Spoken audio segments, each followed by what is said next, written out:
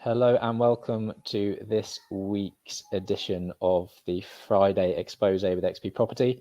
I'm predominantly going to be on my Todd this week as Jack is out and about at the Property Investor Show. So hello, Jack, and hello everyone else. Hi everyone. Yeah, sorry, you're going to have to let Benny run through our weekly update. I've just got off a panel at the Property Investor Show, and we also have a stand there. So if there's anyone listening that's coming along tomorrow, Ben and I will be there all day to meet up if you're around. Good stuff. Yeah, looking forward to that. I don't know how many people you had there today, Jack, but it's always a packed crowd. Lots of interesting people to speak to, lots of interesting panel discussions. So if you haven't got your tickets already, you can go over to the Property Investor Show website and get some. But hopefully see a few of you there. Are you gonna I'm going to dive off now. I'm cool. literally Nice in the one. tube. See you later. Perfect. All right, catch you later. Cool, good stuff. So just me and myself this week doing all of the tech and trying to talk as well. So welcome to anyone that has joined us this week. I'm going to be talking through an update on the old Maltings, which is one of the projects we bought in January. Now we've increased the number of bedrooms on the scheme by a significant amount. And I was running the figures earlier, and I'm going to show you later in the video the development appraisal between what we achieved initially under prior approval and actually what we should end up with when we finish our enhanced scheme. And spoiler alert, the increase in profit is 100%, which is a significant increase in GDV and profit margin. And I'll go through the figures on that later.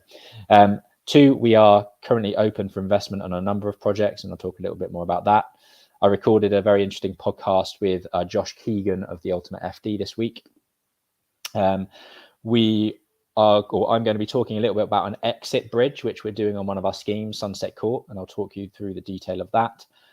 We are trying to drum up more sales and XP surveys. I'm going to be discussing briefly the difference between a Section 96 and a Section 73 planning application. So stick around to understand what that's all about. As Jack said, we are visiting the Property Investor Show today and tomorrow. Come and join us on stand 401. If you are there, we'd love to meet a few of you guys and say hello. We are also introducing some mentoring and business coaching. So I'm going to briefly be discussing a little bit about that. And Jack was going to talk about one of his assisted sales, but I might not get around to that. So welcome everyone.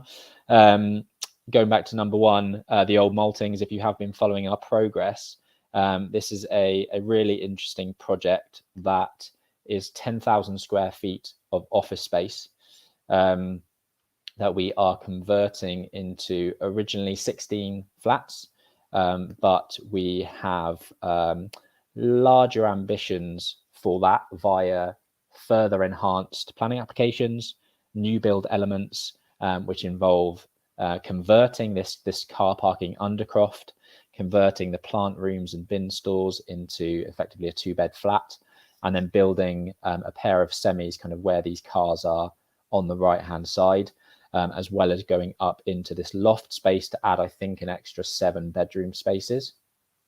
And I think I haven't shared necessarily the right thing, so let me go again and stop sharing on that and present again pretty much the whole screen, the entire screen. There we go. So yes, this is the car park orientation. This is the main front road. So you've got the main entrance off of this busy road here. And if I go to the Google Earth view, you will see the extent of what we own. So if I can quickly snipping tool that. So we basically own all across here. And this is the large office that we're now converting into flats. We're putting roof lights in these roofs where we can, and making use of a mezzanine space, which is creating a serious amount of additional floor area. So if you haven't seen this scheme before, it looks a little bit like this. I can't talk you through everything, but I'll give you a really brief overview. We're creating an extra, I think, 8 bedrooms pretty much at sort of upper ground level, and then also the next floor level with an extra 8 units as well. The enhanced PD scheme that we're going in for is converting the undercroft, which you can see on this screen. So we're going to get 3 extra units out of that, and there'll be a pair of new build semis going in where I'm putting this marker here.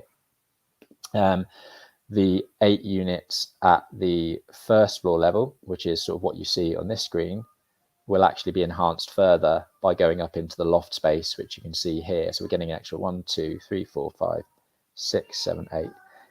Yeah, I think in total there's an extra 7 bed spaces going into the scheme because of that. I was just going to briefly show you, if I can find the right spreadsheet, our development appraisal. So looking back at our 16 unit scheme, which we achieved under PD when buying the property, you'll see our profit margin on this scheme is just under 19% on GDV, which, you know, we typically aim for 20% plus, but this was our really kind of worst case baseline situation. So GDV is around £3.8 million, and the profit margin as it stands is £700,000. Now, I talked about stuff that we've talked about before about enhancing the square footage, enhancing the value whilst reducing build costs. That's exactly what we've done with the scheme that we're hoping to end up with. So the 24 unit scheme that I think we're going to end up with by converting that undercroft, creating the new builds, going up into the mezzanine level, is actually on paper at the moment looking to generate £1.4 million worth of profit. So we're going from the baseline scheme of 700 grand profit to £1.4 million profit, 25% on GDV scheme, and a significant increase in profitability. So that's the type of stuff that we get up to at XP Property. If you're interested in knowing more about that scheme, do get in touch. We've got other investments that are very similar. So do reach out if you are an equity investor or you have some money sitting around, you don't know what to do with it, and you want to get into property, do reach out and we'd love to have a chat with you. Which leads us on to point number 2, which is, you know, we are raising for funding at the moment. We've got 2 really large schemes that are essentially a 9-unit conversion and a 27-unit conversion. And we are open for funding. So if you are watching this and you've got a background in investment, you're looking to place some funds into a property development in the UK, in the southeast of England, head to our website, xpproperty.co.uk, reach out via our contact us form on there, and we'd love to book in a Zoom call and give you a bit of input in terms of our track record. You know, we are award-winning developers. We won Property Deal of the Year in 2022 at the Property Investor Awards, and we actually think the scheme that I've just shown, we will certainly be putting that in for the 2024 awards when it's completed, because it is a fantastic deal, and there's plenty more of those where they came from. So do get in touch if you're interested. The next point is this week I recorded a podcast with Josh Keegan at the Ultimate FD. If you don't know Josh, he's part of Dan Hill's Property Entrepreneur, very, very established business owner, built and sold a property investment portfolio and lettings agency, and is now offering financial director advice and teams of bookkeeping, financial assistance, financial management to developers like us and investors. We instructed Josh a couple of months ago to work with XP Property. He's built some fantastic systems that will help us scale and grow, and can do the same for property investors and developers like yourself.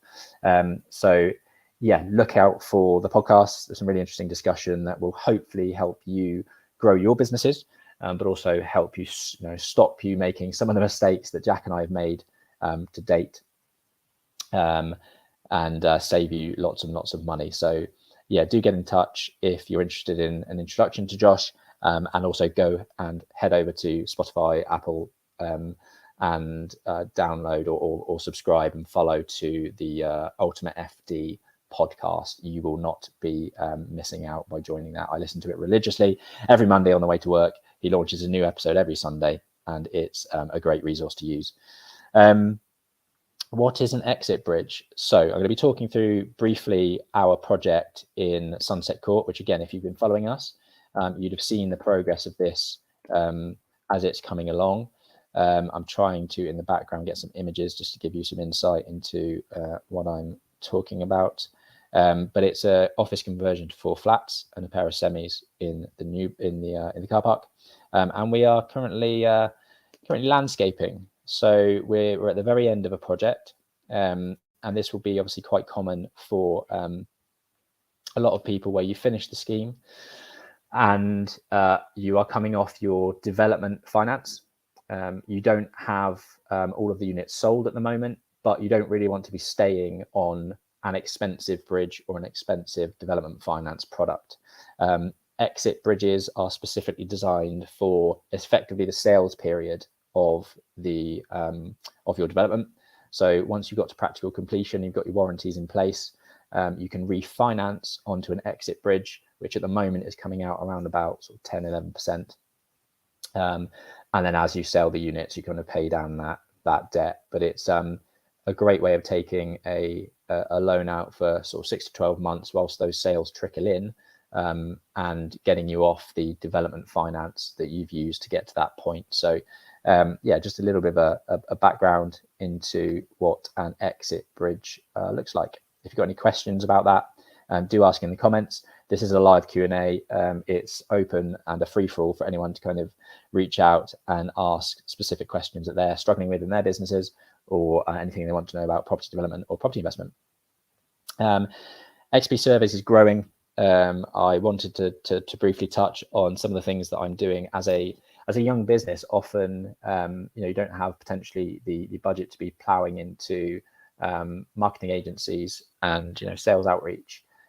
So when you're the business owner, sometimes you've got to knuckle down and make those phone calls, and that's what I've been doing this week. So reaching out to a long list of architects in the local area in South Oxfordshire, trying to understand from a measured building perspective what they do with theirs, whether it's in-house or outsourced, and hopefully getting on their tender list. So having building a relationship on the phone, sending a follow-up email with our brochure and our details and some of the USPs that we offer as a service, and trying to drum up more sales, because that's what keeps the cogs turning. So yeah, just a little bit of insight into startup businesses and sort of the stuff that we have to go through as business owners.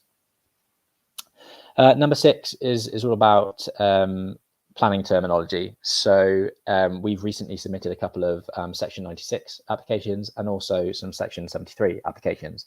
And often they're kind of either not really understood, or you don't really know which way to play that process. So as a very, very high level, and again, if you've got any questions, drop them in the comments. A Section 96A planning application is a non-material minor amendment. It's very subjective, which is a bit of an issue with a lot of planning, with councils, planning officers, because it depends really on how they see the changes, whether or not they think they are minor enough. So it can be a tricky one to float. Seek advice from a planning consultant, but effectively it's an NMA, non-material minor amendment, and it allows you to the specific use case that we've been submitting this week is because we had planning approval for a 10-bed HMO, and then during the detailed design and the way that the market has gone, we wanted to tweak a few of the internal layouts. So we had to make some changes to stud walls. We made some bedrooms larger, reduced the size of some of the kitchen dining spaces, and we also wanted to introduce some extra windows on the side elevation. So that's the type of thing that we are wrapping up as a Section 96 application. And yeah, it gives you a good insight into a specific case study that you can use that type of application for. A Section 73 application is for a material amendment. So something that's a bit more substantial, and effectively what you're doing is varying a planning condition. So if a planning condition says your development must be delivered as per these planning drawings 001, 002, 003. If you want to change one of those drawings, you would go down, and it's a change, a more dramatic change than what I've just mentioned. You want to consider a Section 73 application. Yeah, so I wanted to, it's something that we're working on at the moment, something that I thought would sort of benefit a few developers out there who are going through that process. seek advice from a planning consultant, but that's a very, very high level of the difference between a Section 96A and a Section 73 planning application. Point number 7 this week, as we heard from Jack at the very start of this video, we are visiting the Property Investor Show, and we have a stand at stand 401. If you're going this weekend, we'd love to speak to you. We are there promoting both XP Property and XP Surveys. We got invited to have a stand as part of the Property Investor Show and Property Investor Awards, because we were winners of Property Development of the Year last year. And we were one of 4, fastest finger first, really, to buy a stand and be amongst other winners at the Property Investor Show and get access onto a property panel, which Jack headed up this afternoon, and myself and Jack will be on the panel tomorrow answering questions from all the property investors at that show. If you're there, do come and have a look. Come and say hello, and we'd love to have a chat with you. Number 8, Jack's actually undertaken 2 mentoring sessions this week. We have a lot of people come up and ask us to, help them grow their businesses by providing one-to-one coaching, a series of one-to-one sort of consultancy calls. We are offering half-day kind of intensive 4-hour sessions with Jack and I. And it's something that we absolutely love doing. I think, we've been growing our business for 5 years. If we can kind of help people that are maybe further, behind in that journey, grow their businesses faster, like, we get a lot of satisfaction out of that. So if you are a struggling property developer, property investor, or you just want to get started and you don't really know where to start, we've got a plethora of experience in all the different strategies, really, that you can think of from a property investment perspective: build, buy, refurbish, refinance, flips, HMOs, supported living, developments, commercial conversions, you name it. We've done it over the last 5 years, and we would love to help other people kind of put systems and processes in place that we've tweaked and improved and built as part of our business, and help give you the tools that can create a more successful property development business for yourself. So if you are interested in having a chat with us and growing your property business, head over to xpproperty.co.uk/business-coaching, as per the link on the screen. There's a few packages there that are on offer. So if you're looking for a bit of guidance, please do get in touch. It's probably worth saying, like, Jack and I met at a mentoring and sort of coaching platform. We have non-exec directors within our business to help us kind of have that high level vision of where we need to go. And we've also been doing business coaching from an external business coach for the last 3 years as well, within within all of our businesses, really. And that, like, 12 monthly look ahead and then kind of break down how we get to that target on a sort of strategy on a page type platform is incredibly useful. It gives us a lot of clear direction in terms of what's going to help us grow our business and where we need to go. So do get in touch if that's of interest. Number 9 was actually something that Jack was going to talk about. He's been working on an assisted sale as part of Central Suites Limited, which is his business with his brother. And I know that they are just finished and they've already got 2 viewings for that property. So it's effectively a flip. He has agreed a baseline value with the owner. So this is essentially what an assisted sale is. Agree a baseline cost or purchase price with the owner. Jack brings the trades, the funding, the delivery expertise to take it from X to Y or improve the asset value. The property is sold, and then the margin between the price it's sold for minus the costs minus the baseline agreed value is split between the asset owner and CSL or Jack. And we did this really successfully in Basingstoke a couple of years ago, where an owner couldn't sell his property for £420,000. we agreed a baseline value of £420,000 for his 5-bedroom house. We brought the deliveries and the funding to, I'm just going to share my screen. Hopefully we can see that. Yeah.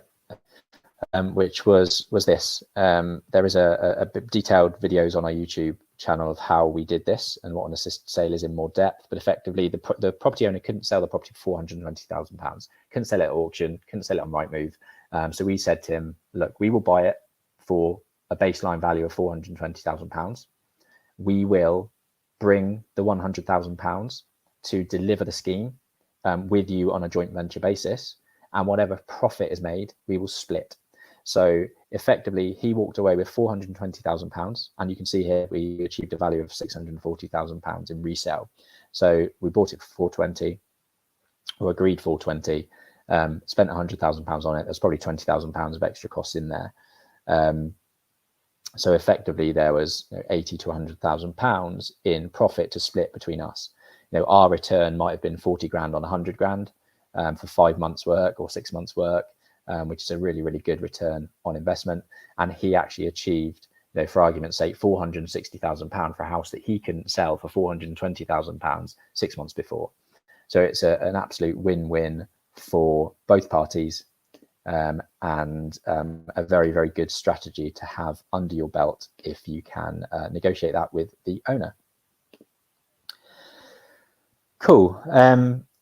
One thing that we've been touching on over the past couple of weeks is our XP affiliates. We are building a really, really solid and great database of partnerships with companies that both we use and we recommend using to our mentees and all of our contacts. So we've got Mesa Finance, Think Property Finance, our companies, or Architecture and XP Surveys, Loose Stone, amongst lots of others. So if you are interested in becoming an XP affiliate, then do get in touch. If you want access to our database and our reduced fees that we've agreed with these partners, do reach out and we can send you some introductions to these fantastic suppliers.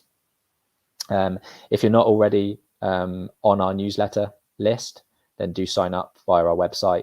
Every month you'll get a jam-packed email of the activity that we've been up to, investment opportunities that are available to invest in, some insight and progress updates in terms of our current schemes. We are going to be doing a site tour around a couple of our developments in June. So if you're interested in joining a site tour with us, comment below. And we'll add you to our list. It's always a good day out. We did one in December time with mulled wine and mince pies in the snow, looking at Sunset Court. But Sunset Court is now finished, so we'll be looking around a finished 6-unit scheme in High Wycombe.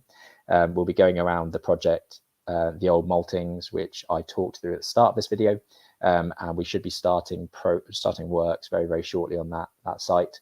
And we'll probably show you a couple of other sites in Abingdon, which either Jack or XP are working on. So if you're interested in coming on a site tour and seeing the inside, seeing the insides of what a property development looks like, do get in touch, and we'd love to see you there.